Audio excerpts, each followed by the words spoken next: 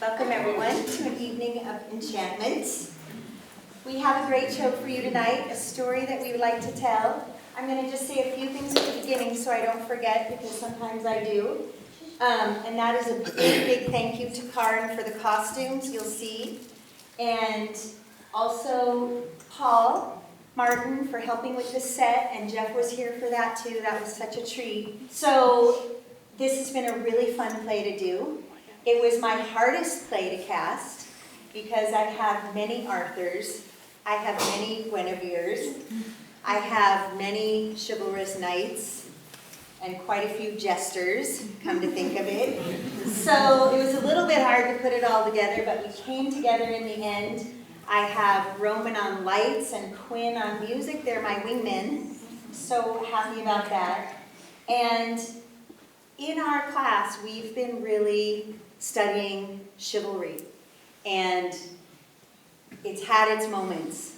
And the children I have noticed over this time, as I watch through the day and I see all the classes, all the teachers come and go, I realize that there's really a lot being asked of them right now. A lot.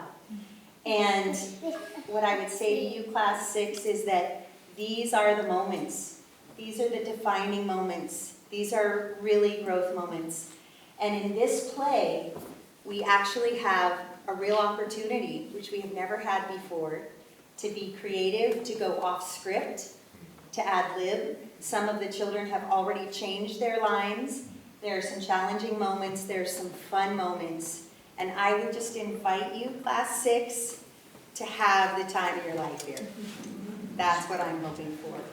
The story comes from the Dark Ages, which we've been studying, from the Arthurian legends. One of the very first, maybe the first story ever written in the English language came from Blackberry, from the stories of King Arthur. And Gawain, the chivalrous knight who happens to be Arthur's nephew. And Gawain is tested again and again by unseen powers. Because in this time, it's the birth of Christianity, but the old ways are still alive. And in Britain, in all of the British Isles, really, more than any place else, maybe a little bit in Scandinavia, you see this mixing of the new thinking of Christian ways with the old pagan ways. And there was a clashing, and then there was a molding together. And in this story, you'll see that there's a little bit of the magic of old challenging the chivalry of new. And you'll see the Green Man testing Arthur's knights again and again. And we'll see how it comes out in the end. Welcome to Sir Gawain and the Loathly Lady.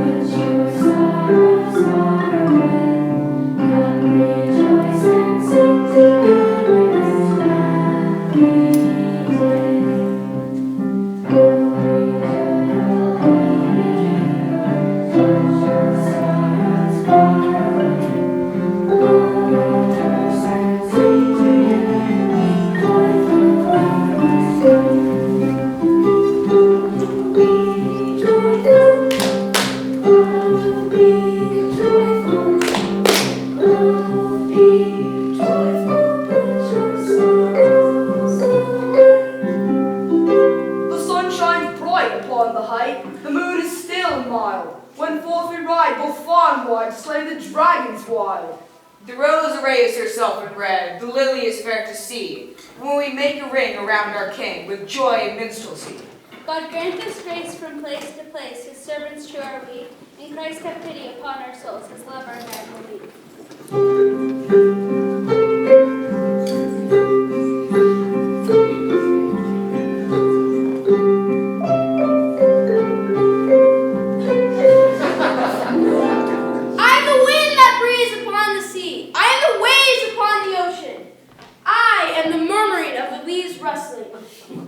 Arthur, I am the rays of the sun. Guinevere, I am the beam of the moon and stars. I am the power of the trees growing. I am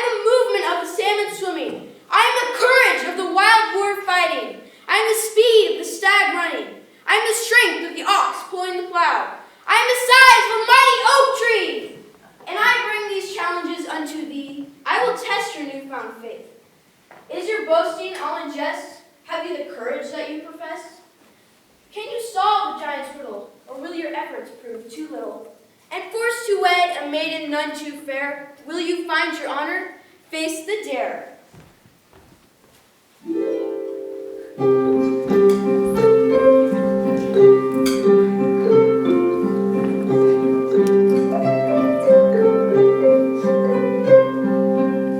Be merry, my knights, as we drink the red wine. Be merry, my queen, all clothes are crimson fine.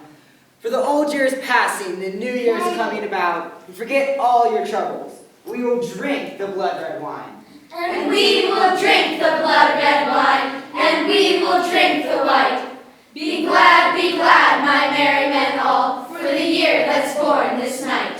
Whatever adventures will happen this year, we will keep our pride to help those in need and to honor a lady's name. Sir King! Sir King! There is a lady fair who craves a word of thee. She is the wife of thy nephew's son from the isles of the northern sea. Go bring her to our table. She will be honored.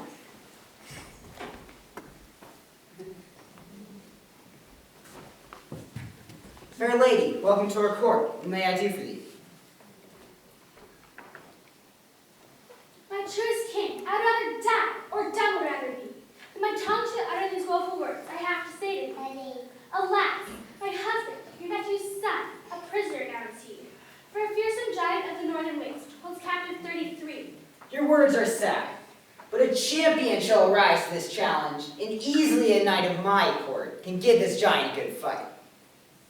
O king, this message the monster sends, tell Arthur, none but he, may hope to fight the prisoner knight in sore captivity. Dear uncle, it surely should not be that you should take this fight. There are knights enough with a table round to match a giant's nest. Dear nephew, I know it is your love that will save me from this deed. Before the sake of my noble men, I have to kill this giant. Dear lady, tell me the way to ride, and I will be fast, and you shall wait here, and welcome shall you be. You follow the star that leads you north. 'Tis a darksome way to go. Till you come to the lonely mountain cleft where the withered thorn trees grow. And you ride across the barren moor where the eagle spreads her wing, till you come to the shore of the silent lake where never a bird will sing. Farewell, my knights. Farewell, dear Guinevere. Guard well the honor of my court while I am away. The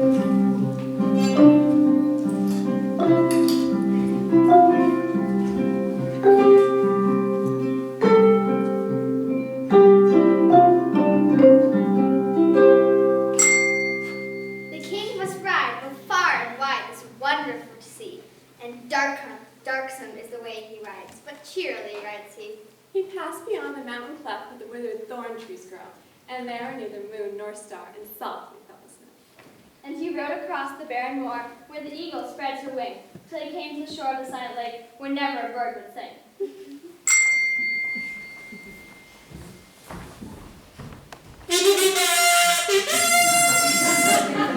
Who comes with arms of war? Who dares to cross my realm? You must bow to me as your true liege lord, or I'll smite you through the helm. I come with arms of war. I dare to invade your realm. I never will bow, and I challenge you now to smite me through the helm. And who are you, you churlish knight, that thus insults my name? I am Arthur of Camelot, who put your pride to shame. Oh ho, King Arthur, thou mighty king. I seize my sword with glee. There was never a knight in the whole wide world more gladly would I see. There was never a knight in the whole wide world more gladly would I kill. For all thy pride, both far and wide, had caused me nothing but ill. Ill fiend, there are 33 fair knights in thy castle, and you shall let them go, or I'll chop you off at the knees. Lay on, thou haughty king. Why bandy words with me, and we shall see whose mighty arm will gain the mastery.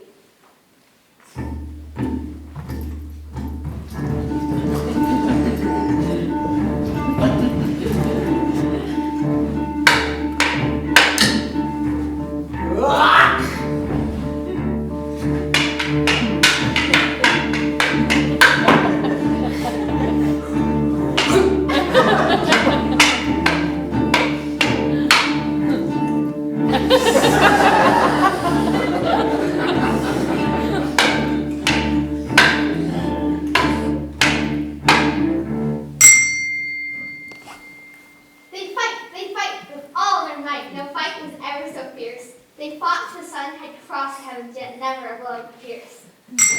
That monster summons the powers of hell. He calls them to his aid. King Arthur's sword falls from his hand, and he stands like the truth. Sir King, is this your boasted strength? 'Tis a babe that fights with me. You have bowed to my powerful hand. My vassal shalt thou be. Though you may tie me up, I will not be your slave. For it is not you that has won this fight, but some powers I cannot see. Whatever the powers that aid me here hath surely conquered thee. Yet thy freedom I grant thee, haughty king, if a deed is done for me. You must travel the world, both far and wide, and this shall be thy quest. To answer the riddle I sent to thee, what does a woman love best?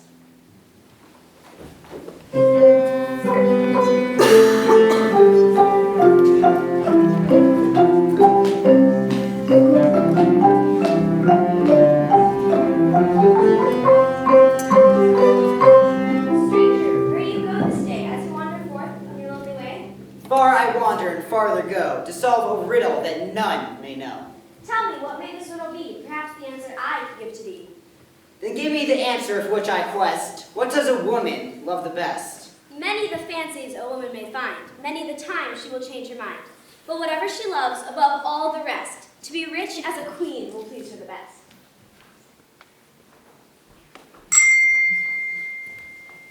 Far he wanders on every side, and travels through all the world so wide, and everywhere he seeks his quest, what does a woman love the best?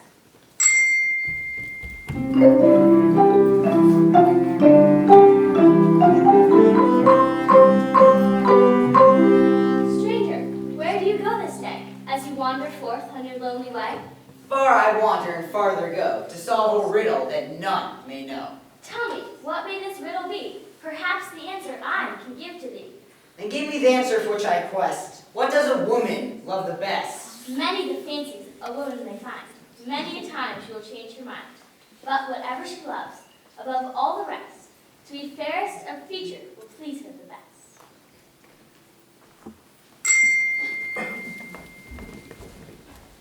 Far he wanders on every side and travels through all the world so wide. And everywhere he seeks his quest, what does a woman love the best?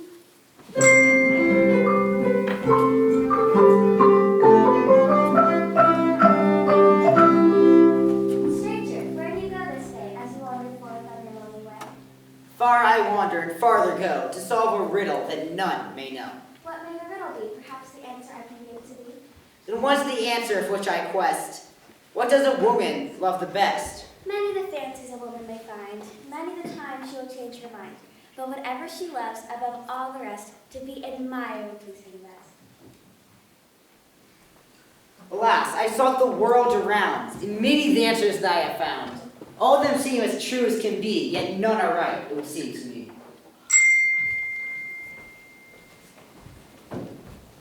King Arthur rode upon his way, and through the woods he came. Between the holly and withered oak he spied an ugly thing.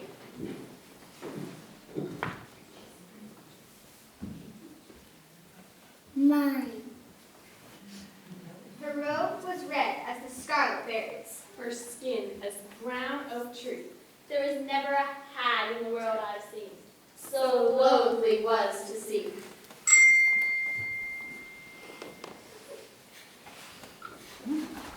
Arthur, where are your manners that you give no greeting nor bow? Are all men of your court so sour and chill that they pass a lady with such ill manners? I pardon, lady. I meant no harm, that I passed you by silently. A rude indeed for a noble knight to ride along with such rude manners, and pass along such a sullen mood. This plea alone I offer here. My head was hung with grief, which I feared to bring to thee, so I passed you by silently. You are rude again, I see, and are surely bent on insulting me. However repulsive I seem to be, I still may know what perplexes thee. Lady, I wish to save you from my quest, but I see that you wish to know. Unless I seem ruder still, I will share my sorrow. Through all of the earth, the answer to the riddle I crave. What does a woman love the best? And what are the answers, O wisest king, that you have found in all your wandering? Many of the answers that I have found as I search through all the earth around. Can it be beauty or respect or homage be? Yet none are right, it would seem to me. If you were a lady, what choice for you? To marry a king, both noble and true. Lord, what fools these men can be. They haven't the wit our ways to see. If I tell you the truth, your honor to save, will you grant me whatever favor I crave? If you know the truth and my honor save, I'll grant you whatever wish you crave. Then this is the answer, O haughty king. Every woman at heart the same, be she rich, lovely, or young or gay, what a woman loves best is to have her own way.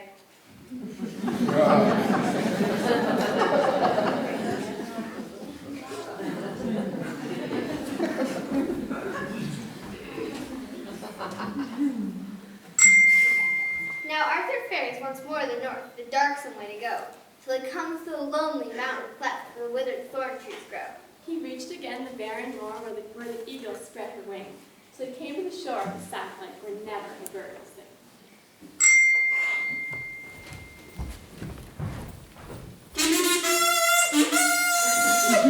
Arthur, I trust thou hast solved my riddle, or goes but ill with thee.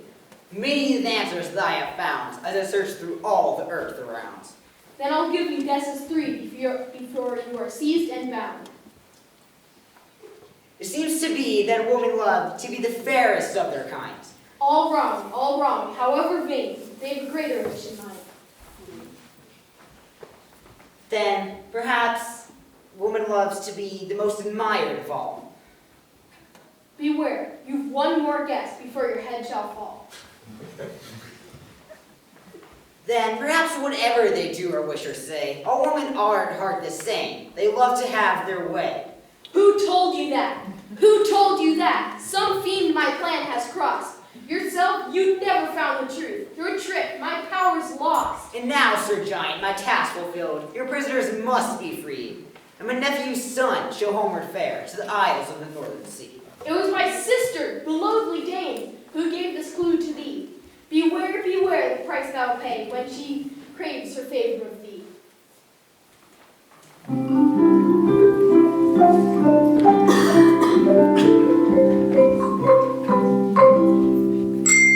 Arthur returned upon his way, till through the wood he came. Between the holly and withered oak, there sat the ugly day.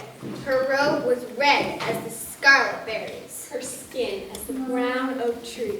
There was never a hag in the world I've seen. So loathly was to see.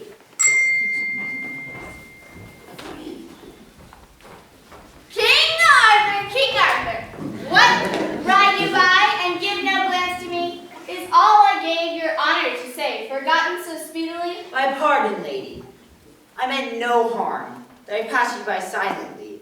But the deed is done, and the conflict won, so you crave your favor of me? This is my favor, O haughty king, the favor I crave of thee, that you wed to me a noble knight, who shall my true love be.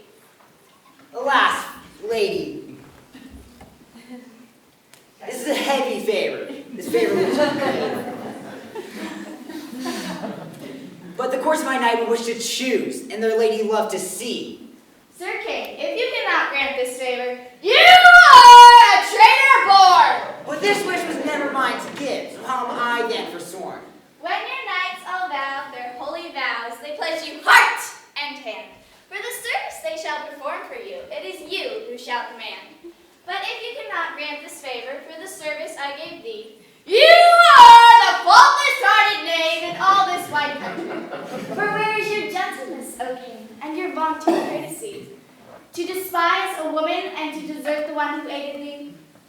Alas, fair lady, it is a heavy favor, this favor which you crave. Before your help I'll grant it to you, or be forever shamed.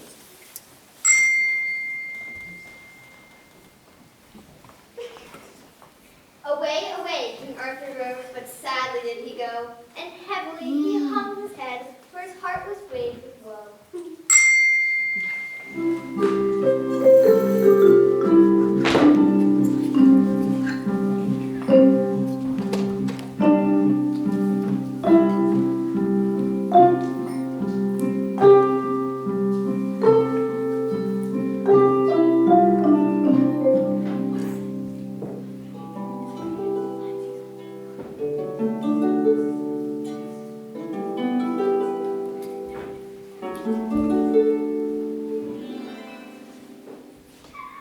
A year and a day has passed away since Arthur first rode forth, And how he has fared, there is none can say, as he followed the star due north.